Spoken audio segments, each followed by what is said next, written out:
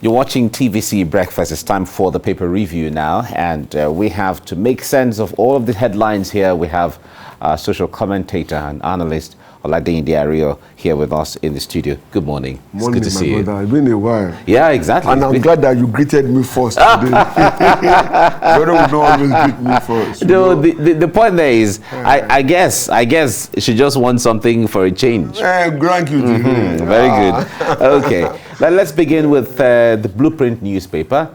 Blueprint says, ban on open grazing.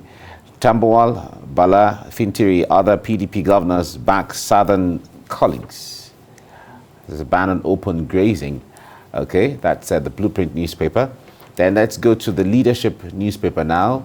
Leadership says, on workers' sack, matching words with actions. Labor grounds Kaduna. Wow, that's out of Kaduna. Certainly the NLC is shutting the state down. That's a Leadership newspaper. The Daily Times is next. Daily Times says military wants $2 billion yearly. The military wants $2 billion yearly. Wow. Okay. Okay. That's Daily Times. National economy. It's focusing on COVID-19. Nigeria's forex utilization dropped by $9.32 billion in the first quarter of 2021, as the CBN is revealing this. Okay, from there, let's go to the Nigerian News Direct. And this is talking about the Ibadan Accord. PDP governors back agitation for restructuring open grazing. A PDP meeting, sheer waste of time. The APC is saying this. Okay. That's on the political side of things. From there, let's go to Business Day. Business Day says Buhari's security spend highest ever yet. Nigerians more terrified. Buhari's security spend highest ever yet, and Nigerians more terrified. Okay, that's Business Day. From there, let's go to the Vanguard newspaper, and it's focusing on insecurity. Nigeria at war. Military needs more funds. Baja is saying this. That's the Speaker of the House of Representatives. Military needs $6 billion in 3 years to tackle insecurity. Defense headquarters is saying this. And convene a meeting of NPC now. PDP Governors Council Buhari. Right? $6 billion in 3 years. That's $2 billion per year. All right? That's what it amounts to. Okay? Okay, that's the military. That's the Punch newspaper. Oh, sorry. Yeah, Vanguard. Now we're going into Punch now. Punch newspaper says INEC meets security chiefs as burnt offices rise to 21. Really, really troubling. INEC meets security chiefs as burnt offices rise to 21. Meeting with security agencies hold after Wednesday's parley with Rex. And 2023 poll budget may rise. Commission plans to replace attacked facilities. Okay. That's the Punch newspaper. This Day is next now. This Day says, summon police council over insecurity. State policing. PDP governors urge Buhari. Seek executive bill on devolution of powers. And 24 governors now back open grazing ban. Meeting a political jamboree, says APC. Okay, that's This Day. Then let's go to the Guardian newspaper. PDP governors call for state police restructuring and ranching. ACF, as the Iowa Consultative Forum, back Southern governors restate support for open grazing ban. Why Northerners are scared of Asaba Accord. Ozekome is airing his opinion on this. And governors to meet over COVID-19 third wave judicial autonomy. Tinubu Southwest APC leaders to meet on state of the nation. All right. All this on the front page of the Guardian newspaper. From there, let's go to the Nigeria Tribune. Nigeria Tribune says PDP governors to Buhari send a bill to National Assembly for power devolution now. Back restructuring ranching to end clashes. And 36 governors meet tomorrow over controversial Executive Order 10 and others. Okay, that's Nigerian Tribune. The last one we're looking at, no, not the last one yet. Daily Sun says PDP governors roar, demand constitutional review, and others want presidency to send the executive bill on these to the National Assembly. Brand APC government incompetent, rudderless. It's expected from opposition party. Oyegun is saying this. All right. From there, let's go to First News. First News is the last one of the day. Count me out of 2023 presidential contest. That's the Vice President Yemi Osinbajo is saying this, and disowns group mobilizing support for him. Okay, all right. That puts paid to a lot of controversies and comments from here and there. All right, let's look at. Let's look at the story on the front page of. There's a story here I'd like us to start with. Okay, let's start with the story on the front page of the Nigerian Tribune. PDP governors to Buhari send bill to National Assembly for power devolution now. Okay, that's a statement or one of the resolutions from the meeting of the PDP governors, and they're calling for restructuring, they're calling for ranching, they're calling for, a lot of things and all of that. What do you make of this? Because it seems is this. When did they become born again to start talking about this? Maybe they were touched by the Holy Spirit. Which Holy Spirit? You see, it's unfortunate that PDP is not the one. I saw one headline that said they roared as if they are lions. Yeah. I remained on faith because they had 16 good years to have effected some of these things. While they were at it, the media was reminding them. The opposition party was hitting at them. Well, they behaved as if it didn't mean anything to them. Suddenly, they lost out. And then they are now realizing that, these were facts or basics that should have been done. They are now calling the government in power to do it. I would just ask, on what platform are they standing to think that the government will listen to them? Because when you isn't that the work of the opposition originally to I'm not against draw attention to some of these when things? We were telling them, the media was telling them then, we were branded propagandists, intellectual terrorists, and all of that. Because the bulk of our challenges today are directly linked to some of these issues, if we must be very frank. Perhaps if they had done this then, we may not be where we are today. Before we came on air, I was telling you that I'm still wondering where our political office holders are.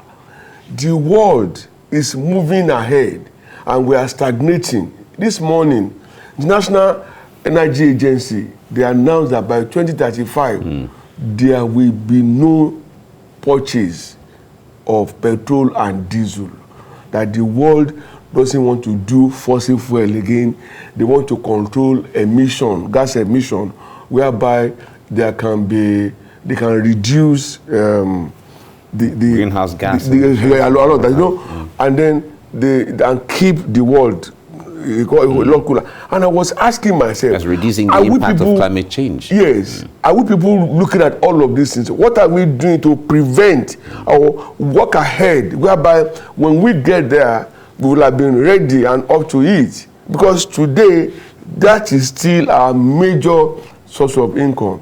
The same way, when we were asking America to relocate Africa to this place, the same US has classified Nigeria as a country of peculiar concern. And you think they will listen to us? We got to change the way we reason, the way we think, and then the way we politic. Let it be in the interest of the country, not individual interest now. Because the way we are going, the masses are not to blame. The leadership now, at every level, from local government to presidency, are the ones that we will hold accountable. So if they now say we should have state police, maybe we should go for it. But the point is, the economy of how many states can support state police? We must ask that question.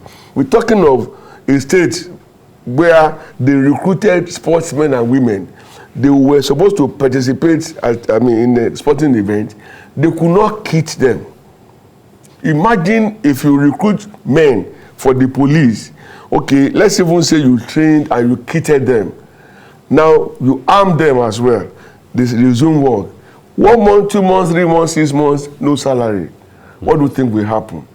You will have unleashed additional mayhem on the people.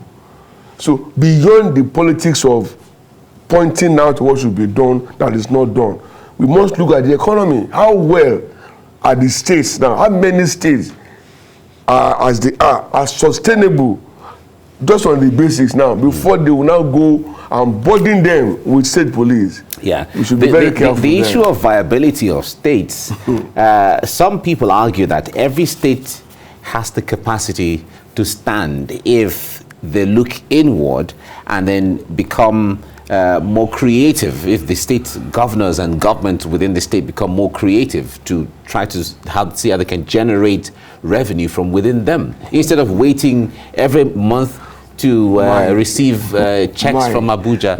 I don't want to be specific now, but I can tell you that apart from maybe Lagos, Rivers, and maybe Kano, virtually and all State. And maybe Ogun State. Maybe Ogun, because Ogun is speedily industrializing. I must commend Ogun State for that. Almost all the other states are struggling to keep their heads above water. They are owing pensions, some are owing salaries. Till date, some are still paying less than 30,000 naira minimum wage. Some are even asking that it should be a state issue, not a federal issue. Are these the same states that you want to now say, oh, go and start with the state police? I don't follow the crowd. I look at issues dispassionately, very critically, and with an open and clear mind. But some have said that, you know, this state policing thing they're talking about, it will come with an amendment of the Constitution. Absolutely. And if that is coming on board, then there's also going to be the issue of devolution of powers. Because if you're going to do that, then you're also going to adjust the allocation formula. Oh, okay. You know, because the point there is, if the government of the states are going to take over the responsibility, exactly, but then it means part of the chunk of money. Now, we will still have federal police. No, of course, of course. So they're taking a chunk of it over, right? And we are doing that because of effectiveness. We want to localize authority, whereby the governor of the state, who today is called the chief executive, chief security officer, without any platoon to control, without his coin, can now have authority over some of those things. I'm all for it. But you see, the federal government has been so engrossed with having the largest chunk of our national income. Will they agree to that? That's a big deal. Wow. Forget that we have APC in power, and of course, other states being managed by APC too are affected. So that's why I said we should redirect our political machinations to be real and be effective, whereby at the end of the day, it will be all about giving good governance to the people. Because they are just there. The people are powerless. You know, and I have said it that we should not allow people to take over power. They shouldn't take back power. Because if they do, the political gladiators will run. Okay? The people have the power. But the power belongs to the people. That is an assumption. In truth, it is not the reality. Let's not continue befuddling these things. We say power to the people, yes. Voting power. Let me ask you, since this thing started, this experiment, how many politically elected people have been recalled for non-performance or abuse of office? How many? None. So that will tell you that maybe in the eyes obstacles have been built in the way. In the eyes of the people, they are performing. So there's no need to recall them. You've had several being threatened. Oh, that we will do recall. Some will say they are collating names of people who will vote and whatever, down to the referendum. It never got anywhere. So that again too should be looked at. We shouldn't let the people seize power by themselves. It will be a sort of anarchy, and we don't want it. It'll be like a mob action. Exactly. All right, let's see the story on the front page of the leadership newspaper that takes us to Kaduna. And it says, workers sack. My heart goes to my brother, the governor of Kaduna State. It's not the best of time for him. If you know El Rufai, brilliant man from day one, the first class brain. And everywhere he's performed politically, he had delivered value. But suddenly, they're making him to look like a neophyte. You know, because when I read about 7 letters, or 8 letters from NLC and different labor unions, I was like, wow, they will shut down the state. And then they were threatening, he was also counter-threatening. But I knew that either way, the governor will have to bow. But he has refused to bow. Yeah. I don't now know how he will wriggle out of this. It's tough. From the statement issued, they said they're waiting for labor unions and they're ready for them. Ready for them. But I wonder what you make of the situation there, because the governor is saying that there's no going back on this. The retrenchment. On the retrenchment of some workers. The revenue is not able to sustain. Then number 2, on the area of where it is seen from the state government's perspective that a lot of people are not originally qualified even to occupy the spaces that they occupy. You know, across Nigeria, most people in civil service employment, they were employed on, they are social employees. They were just taken in to take them out of the labor market. Not that some of them are actually needed. You have drivers who have no vehicle to drive. We have clerical officers who have no desk, no chair to sit on. They just roam around, you know, partly here, patch there, until they go. So the reality of such employment is now hitting Kaduna State. Apart from that, the level of insecurity has reduced the capacity of the people to generate economic activities, whereby the IGR can be enhanced. Okay, because, and then they're now also spending part of their Abuja take home on security. To that extent, you would think it is normal for the governor to look inwards and say, where can we make savings? But unfortunately, again, my fear is those you are easing out of employment, won't they go and form criminal gangs? Because they have to survive. I mean, so if they end up forming criminal gangs, then it will worsen the already bad insecurity around the state. So it's neither here nor there. Unfortunately, I'm not going to offer any advice on the way to go, other than to wish him well.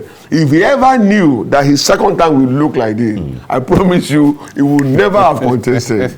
You know, it's a catch-22 situation. Oh yeah. People need the employment, they need the income, but the government is saying, in the face of all of these issues, we cannot afford. But for those, unfortunately now, for those who were initially not even qualified, or who don't even have relevant skill to deliver for whatever they're taking, I think it's only fair they take a walk and look elsewhere.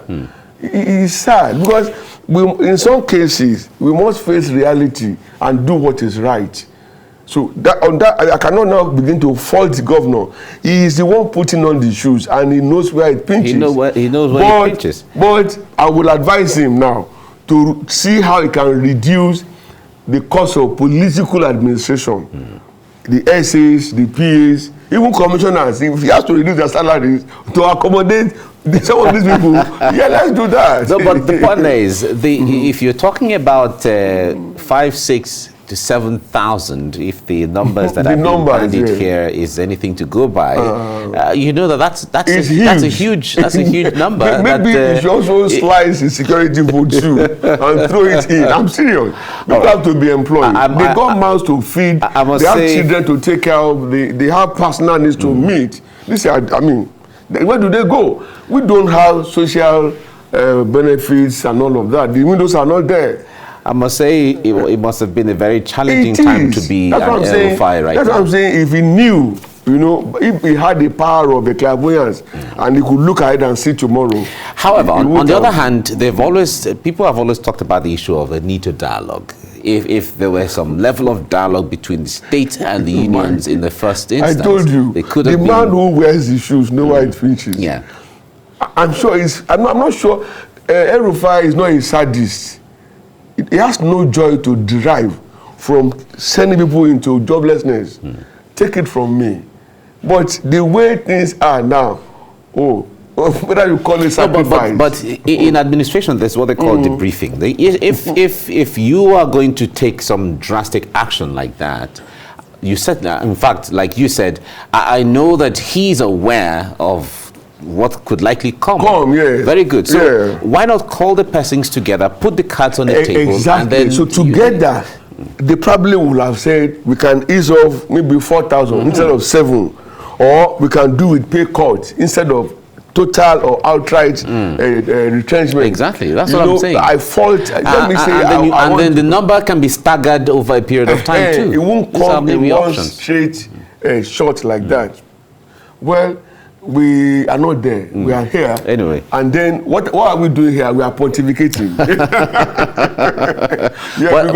we are neither the NLC nor the governor himself. Whichever way it goes, I wish the state well. Yes. And I just pray that they will allow common sense and maturity to come to on all sides. On all sides and agree. They cannot afford to ground the state. Not a state that has been so battered by insecurity on several fronts, so much that today schools are virtually closed down. You know, and that's my fear. Yeah. All right. Before we go now, the Daily Times says military wants $2 billion yearly, we also read that on the on another. I think the Vanguard here, insecurity, Nigeria is at war, military needs more funds, as the Speaker of the House of Representatives saying that, and military needs $6 billion in 3 years to tackle insecurity. Defense Headquarters is saying this. What do you make of this? If you recall, well, I think it was the government of Goodluck Jonathan, there was a year that they brought out $1 billion for the military. Now, the exchange rate then was 365 naira to $1. And that year, we had 365 days in that year. So the interpretation was that they needed 1 billion naira every day to fight insurgency. And then we were asking the question, how do you think you want to, spend this money in a way that it will be value? Okay, I mean it will be deliver value to the people. At the end of the day, the money was spent. Instead of things getting better, things got worse. I am never going to be an apostle of throwing money at things. Yeah, there are cases where you will need more money, but hey, it is in this country, in the last 15 years, we've had chief of air staff, army staff being tried, and they were found guilty of embezzlement. And which money they embezzle? Funds from the military. So, especially where we are now, with dwindling resources and with hefty loans dangling on our heads, where do we now get this money? No, you see, winning this war shouldn't be all about money. They should begin to look at strategies. It should be a lot more conscious of the fact that, the era of money is not there. And do the needful. It can't be, $2 billion, it's a lot of money. Especially when you look at today's exchange rate. Exactly. Where do we go from here? We're talking of money that will have been used to develop infrastructures, that will have been used to develop hospitals, roads, schools, and all of that. Now going into fighting war. No, there must be alternatives. Maybe they should call for a security conference. Invite civilians. Let's also come and say so. It's our country. Yeah. And we have no other country to call our own. Yeah, but when it comes to talking, people have been talking, and a lot of people are tired of talking. I am not an apostle of talking. Yeah. We've been talking too much. Remember I told you, we started talking in Aburi. Yeah, no, but the point... we talked in Aburi. We came back, we are still talking. You remember, we even talked in Lancaster. Yeah, of course. And this is 1999. Yeah, we've been talking. The Citizen Assembly have been talking every day. The Senate has been talking. Rex have been talking. We will keep talking. We will keep talking. And then those who the Constitution has bestowed the responsibility of working will keep working. So the point it is our resolve, because we must continue to talk, making our irreducible minimum demands, hoping that one day there will be a change, because we have no country to call our own. This is the only one we have. Though I'm suggesting you have the American passport. I am Nigerian and totally Nigerian. Okay, that's same here. I have nowhere to go. Very good. So we will make our contributions by when we were schooling abroad. Everybody was like, "Let me finish and go back." And go back home. Here we are. Exactly. All right, Olade Indiario, thank you so much for your time on the program. I've enjoyed my day. Thank you. Yeah, exactly. I had a great time too with you.